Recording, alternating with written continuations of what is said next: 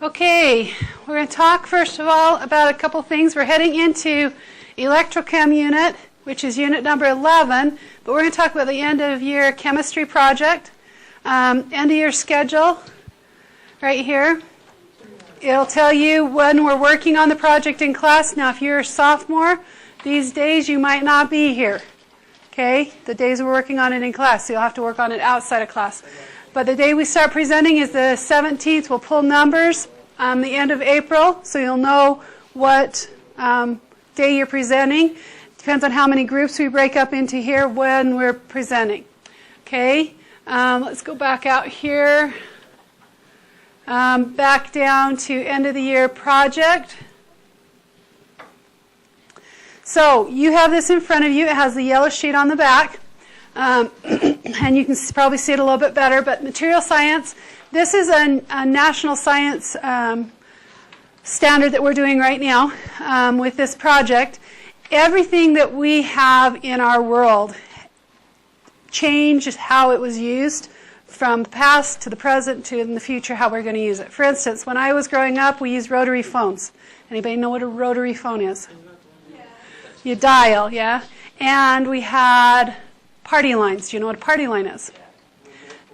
Multiple families share one line. And depending on the ring, you knew if it was for you or for a different family. Okay, and we were always on the line with the busybody that sat there and listened to the conversation of everybody else's. But so it's changed. We now are sort of going away from landlines, and everybody has a cell phone, right? There's very few landlines left. Well, what's it going to be like in the future? Okay, so there's lots of things that you can do like that. Okay, so I'm going to read the first sentence here. Material science involves the study of structures, properties, and performances of materials such as metals, ceramics, and polymers. Everyday products like fuel, paint, cleansers, are made of different substances and interact to generate specific and desirable properties that make them useful to us. So you're going to have lots of things to choose from. You get to choose if you want to do it all by yourself or if you want to do it in a group. But here's my warning, because I hated group projects. That's why I'm letting you do it by yourself. Make sure your group, if you choose to do it in group, works equally, because I'm not going to grade who did what in the group. I'm just going to grade the group as a whole. Okay? Yes? 1 to 4 people. Okay? You'll be making a 5 to 10 minute creative material science video that I'll explain here in just a minute with a 10 to 15 minute presentation by selecting everyday commonly used products and researching how its composition has changed and progressed through time. It's important to connect the history to the product with its chemical composition and properties. Then you will need to suggest the possible modification or adaptation of this product for the future. Finished videos will be submitted to Canvas.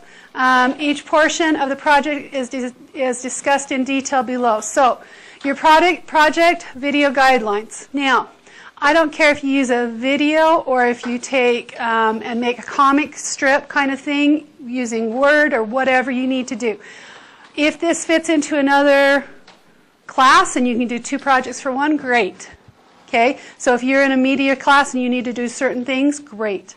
If you want to just do a video, that's fine. You can actually do a past video like a commercial, present video commercial, and a future video commercial kind of thing, and fit all the things that you need into. I have listed what needs to be done for each of them. I don't care if you use a Prezi, a PowerPoint, video, whatever, okay, to make it happen. You'll have about 20 to 25 minutes. Okay, to do your presentation. But it needs to cover everything. Past, present, and future. I have given you 178 ideas. If you have something else that you'd like to do, great, wonderful. There's more. I could have kept going. Okay? Make it something that you're interested in. Something that you think, you know what? I wonder if in the future they could make this to do this. And what did they do with it now? And what did they do with it in the past? Kind of thing. Okay? You have a rubric on the very back on the yellow. It was supposed to be all on the yellow, but it's on the back of the last white page and the yellow paper. So if you look at that and you follow that rubric, it's back on the back of the bottom of the white page, last white page, and on the yellow page. So you got to look at both of them. Okay? You can decide what your grade's going to be depending on how you do the project. Okay? This is how I'm going to grade it. And when you finish or are going to present your project, I'm going to have you just fold that inside out with your name on it and hand it to me. I will quickly scribble while you're doing what grade you get and then put it in the computer. Okay? So that's how it's going to be. Any questions on that? We good to go? So you're going to have some time at the end of the period to come up and tell me who's in your group and what you're going to do. Once a subject has been chosen, it's gone for all my periods. Okay? Because there's 178 that I'm giving you, and there's even more out there. So I don't want to be bored and listen to the same thing over and over again. Okay? Want to learn some new stuff. All right, so let's go back up here to the unit we're in right now, which will be electrochemistry. Electrochemistry, and by the way, I've put all the units up there, so if you are going to be gone at any time, you can always go into daily schedule and see what we're going to be doing. So the units that we have are electrochemistry and nuclear, and they're going to be fairly fast. Okay? Nuclear will include a year-end test with it, because I need to have a year-end test. Okay? A year-end test, not a urine test. Open your ears. Okay. All right. Today we're going to learn about electrochemistry charges, oxidation states, oxidation and reduction equations. You'll be turning in assignment daily work 11.1. So we're going to go ahead and get started with that. I'll bring the PowerPoint over.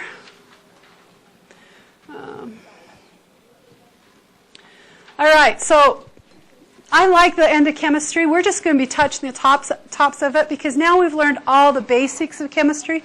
Now we get to go into the different venues of chemistry, and there's very many of them. This is electrochemistry. This is where we get our batteries. This is where we get our electricity, things like this that are going through. Okay? First thing we need to know is about electron transfer reactions, and this is... They're called oxidation reduction or redox reactions. And these are in your notes, so you make sure you write the red things down. Those are the words that you're looking for. The results of an electric current or electricity are caused by imposing electric currents. Therefore, this field of chemistry is often called electrochemistry. Now, if you're doing great in this class, I would suggest you go on to either CE 1110, where you can get 5 credit hours from Weber State. Basically, what we did this year is what you learned in CE 1110, but now you've gone through it once and make it easy for next year. If you have had MAP, go on to medical forensics. If you have already had biology and chemistry now and you would like to go and get some credit, but don't want to take chemistry again, try biotech. That's through UVU, and that's 3 credits. So just some options you have that you can go on. Both CE chemistry and CE biotech and medical forensics and CE biotech will give you CTE credit too. Okay? Going forward, terminology that we need for redox reaction. Oxidation. Oxidation means loss of electrons by a species, or the increase of the oxidation number, making it more positive, or the increase of oxygen. So it can be any of those. The next one is reduction. Reduction means gain of electrons, decreasing the oxidation number, making it more negative, decreasing the oxygen, but increasing the hydrogen.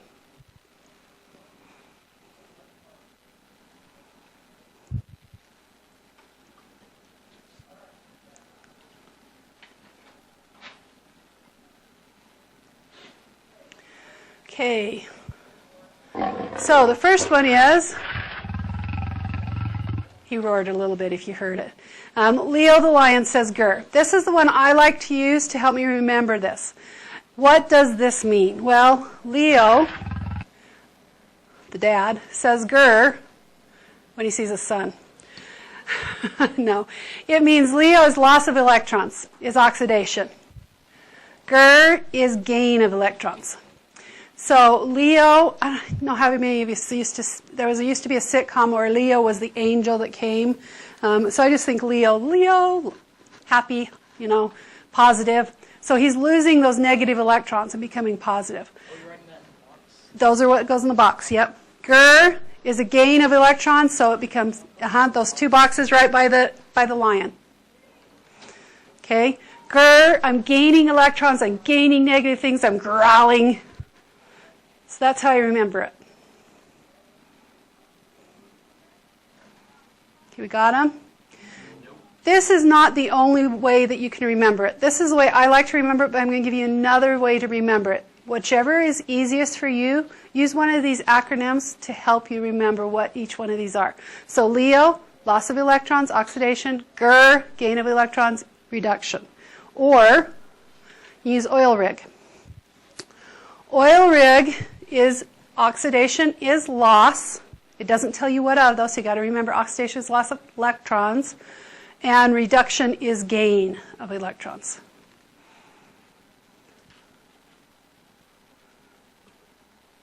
So that's another way you can remember it. Whatever works for you. Okay?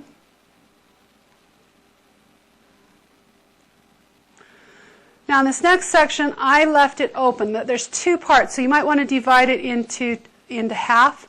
One is, for oxidation numbers is always going to happen, and one is sometimes going to happen. He's going to touch on it, but after the video, we're going to break it down. I'm going to give it to you in simple things. So just go ahead and watch the video to start with, and then we'll go on. Balancing equations. So we just finished watching Crash Course Chemistry of Redox Reactions. We're going to go on here, and we're going to do our rules. So underneath, like I said, divided in half, because these ones will always happen. Okay, they'll always be this charge. So the always for the first one is any element by itself. That includes the diatomics he was talking about, like Ron-Hifkel we've got up on the board, or phosphorus is P4, or sulfur is S8. They will be 0. So if it's an element by itself, it will be 0.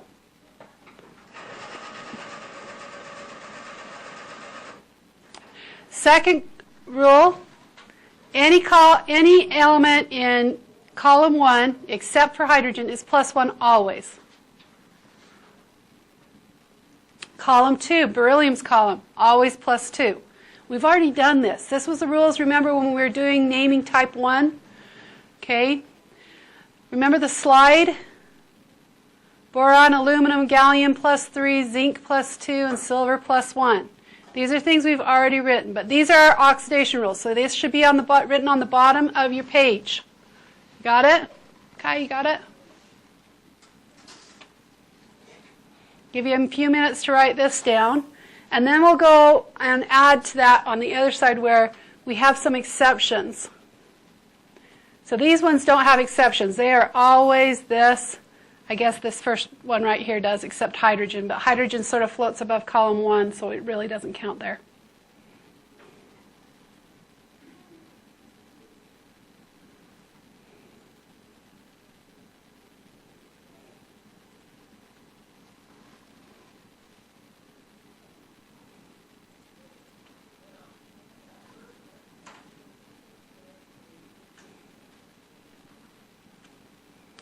I know most people are done when we stop the head bobbing.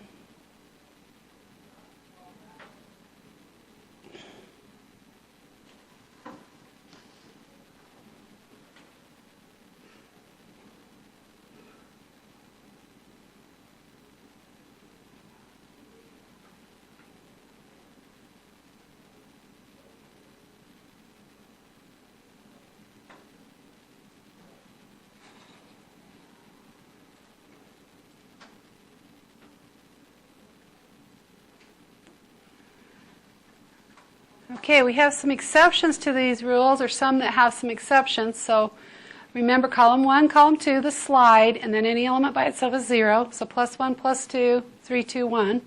It's the slide. Fluorine, oh, I almost forgot one. Fluorine is a -1 always. So add that to your list of always. Fluorine is a -1.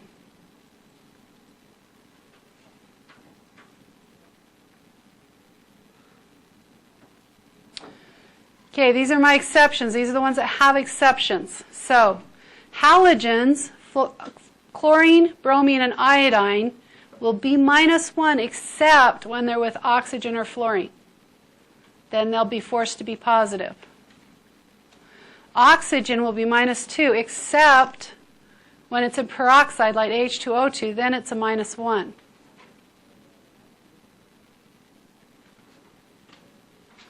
And one more. Hydrogen will be +1, except when it's with somebody in column 1, 2, or the slide, then it will be a -1. And it has to just be hydrogen and that other element. And hydrogen becomes what we call a hydride. I know it's not real fun. Sorry. Oh.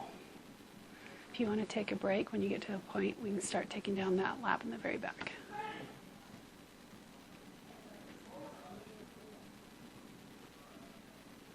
Okay, I'll wait for the head bobbin to stop, and then we're going to do some practice on the back of the next page, or the top of the next page.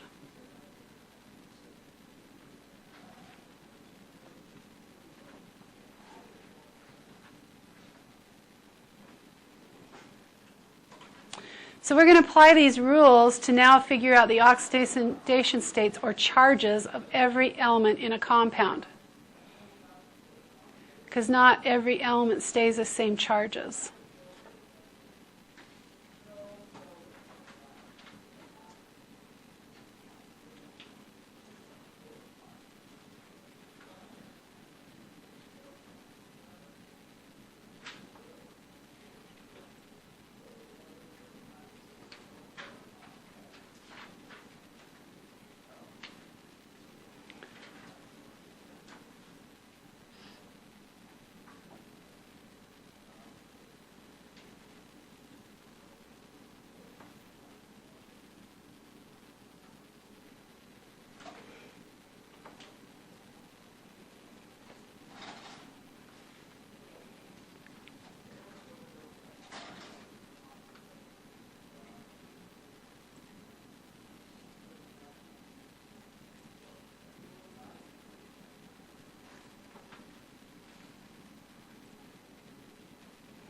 Okay, let's try something. Let's see what we can find out here. So what do we know from the rules for sodium, hydrogen, phosphorus, and oxygens? Write the formula down. What do we know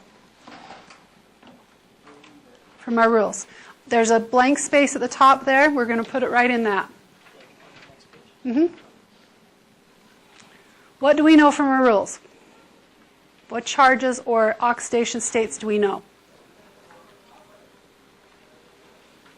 Where's sodium? On the periodic table, where's sodium? First column, so it's going to be a +1, right? Let's try a different color. Okay, what about hydrogen? First column, and it's not just alone with sodium. That's important. If it was alone with sodium, then it would be a -1. Do we have a rule for phosphorus? Was that one of the rules we wrote down?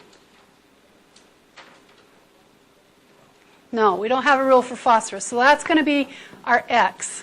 Do we have a rule for oxygen? What is it?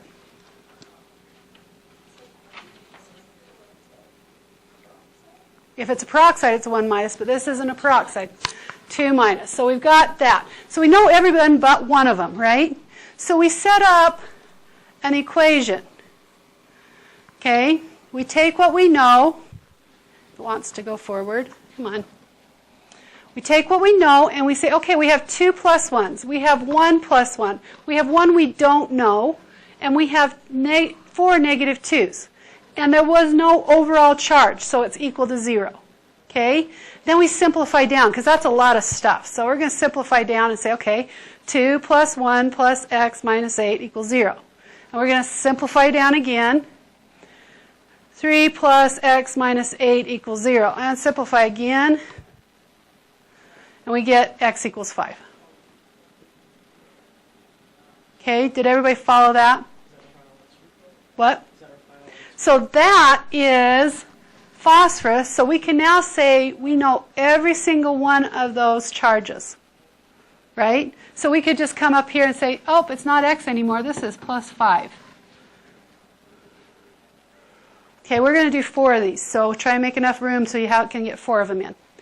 Everybody understand how to do this? So I'm only doing, and if you can figure it out fast, 3 plus negative 8 is negative 5. X plus negative 5 equals 0. Oh, 5. So if you don't have to write that all down, great. If you need to, that's okay too. Let's try this one. KMNO4. Tell me, what do we know? Which ones do we know the charge of? K. What's K? Plus 1. So we're going to put plus 1. Do we know Mn? We don't know Mn. So this is going to be our X. What about O? Negative 2. Good. So now we're going to set up an equation again. And we say we have 1 potassium plus our X plus 4 oxygens is going to equal 0. And we're going to simplify it down. And simplify it down. And finally figure out, X equals 7. So up here, I take and say X equals 7. And I've got all my charges. Okay? So when we do redox, we need to keep track of charges. So this is what we're worried about right now, is learning how to find those charges. Okay? We okay to go on to the next one? Okay. Which ones do we know on here? This is barium dichromate. Which ones do we know the charges of?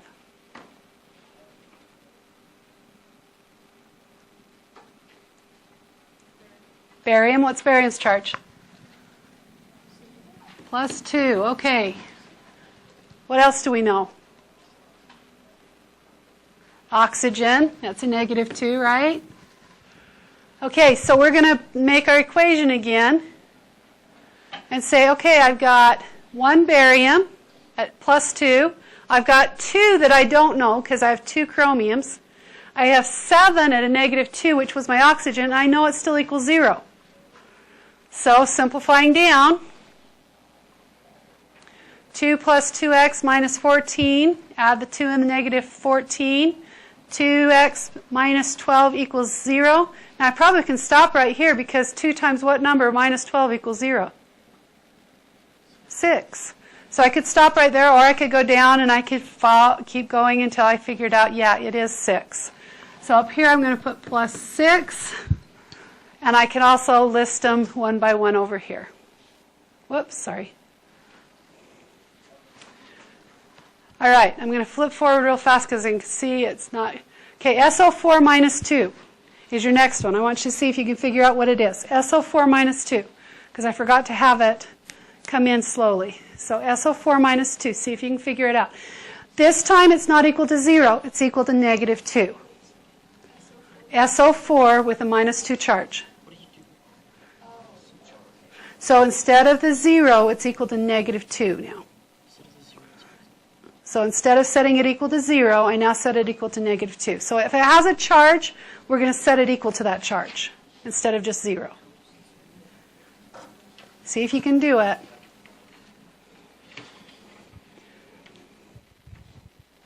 Which one are we trying to find the charge of, sulfur or oxygen? Sulfur. So that's going to be our X. Right? You don't know sulfur? No. For most things, but not here. It's not one of our rules. If it's not one of our rules, we can't assume a charge. How did you get the other ones? Because they're not on this list. What other ones? BA is column 2. That's on our list right here. But it doesn't show columns. On the periodic table.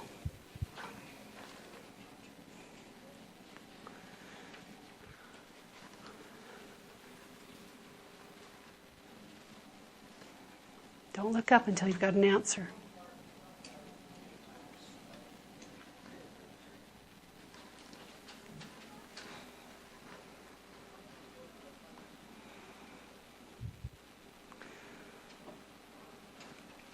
How many were able to find out that sulfur was a +4 charge? No thumbs up? Oh, you're probably right, and I'm wrong. So you were probably, that's why that's supposed to be a +6. So you were right, and I was wrong. I forgot to finish it all the way. I had a more complicated molecule here because I took it from an honors thing. So I need to fix that. So how many got a +6? Yes, all right. Much better. All right, so we're going to watch, actually I'm going to skip over this part because I watched a little bit of it and then I got bored. So we're going to go right to here. This last part is your assignment for today, the rest of this thing. So we're going to do one from each area so you can see how to do it. Okay? So on number 1A, it lists Br2 plus 2 electrons gives me Br minus. Is that Leo or is that Gur? Is that oil or is that Rig? Reduction is gain, or Gur, gain of electrons is reduction. So I am gaining electrons, becoming more negative. Okay? So this one you would put reduced. So if the electron is on the reactant side, which is the left side, you're going to put reduced. If the electron is on the product side, what would you put? Oxidized. Okay, so I'm going to skip forward, so just put the first two so you can go back and look at it. This one right here, we're going to do what we just were doing. Okay, we're going to say, oh, potassium is a what charge? Where is it? What column? First column, +1, good. Nitrogen, don't know. Oxygen, what is it? -2. I have 2 times negative, or 3 times -2 makes a -6. +1 is a -5. I have to get rid of it to equal 0. What do I have to add? 5. So +5. See how I'm doing that in my head now? I don't have to write it down. Okay, let's look at the next one. Potassium, we just said, was a +1. Oxygen was a -2. This time I have 2 times -1 is -4. That's a negative, by the way. It's just behind that arrow. So -4 +1 is a -3. What do I need to add to equal 0? 3 +3. And any element by itself is 0. So what's changing? I want you to take your marker or whatever you have, pencil. Oxygen went from a -2 to a 0, right? What else is changing? The nitrogen, right? It went from a 5 to a 3. Which one's being oxidized? Becoming more positive? The oxygen, right? Which one's becoming more reduced? Becoming more negative? The nitrogen. You're going to have a reduction and an oxidation in order to have a redox reaction. So here it's asking, is this a redox reaction? Yes or no? You'd say yes, right? You'd say redox. Now, here's the cool thing, is you don't have to go through all what we just did. This is what we're going to do on number 4. But I wanted to go through it with you twice so that you could do it. What was the thing that showed me really quickly that it was going to be a redox reaction? The O2. Why? Because it's by itself. So if it's by itself on one side, but in a compound on the other side, it had to change oxidation numbers. So if I have an element by itself in a chemical equation, it's going to be a redox. So number 2 should be really fast. Is it a redox? No. Is it a redox? Yes. Okay. All right, next one. This is what we were doing just a minute ago, figuring out the charges. So first up, what do we know in BiOH? What do we know? Oh, what's O? -2. So I'm going to put a -2 here. What else do we know?